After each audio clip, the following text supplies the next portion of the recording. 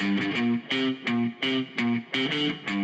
lot of people buy a Grasshopper because they know that's going to be their last mower that they're going to buy. Just the fact that we build an all-steel machine ought to tell somebody what we do. We're not in a hurry to get to production. We're in a hurry to build the best product. Hundreds of thousands of hours are involved with coming out with a new model and the testing, not only just the mower itself, but the engines, the transmissions. We go beyond testing in the factory. We actually go out in the field.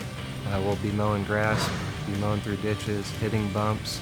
And we spend a lot of effort in getting the feel that we want in the transmissions so that the operator has a nice, smooth operation. We'll get an engine and we'll run it in a machine for a year. Run it 1,000 hours and change the oil through that process and see what it actually does.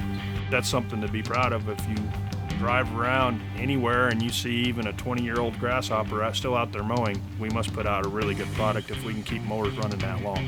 If you cut tall grass, it's going to be able to put it down.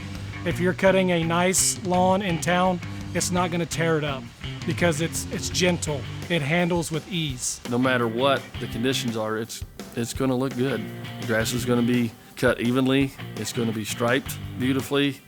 You know, what's best about it is just the ride and the comfort and be able to just kind of kick back and enjoy mowing. I mean, that's one reason I got one. I mean, it's the best, and I know it was made by the best. You know, we're always looking for that next best thing.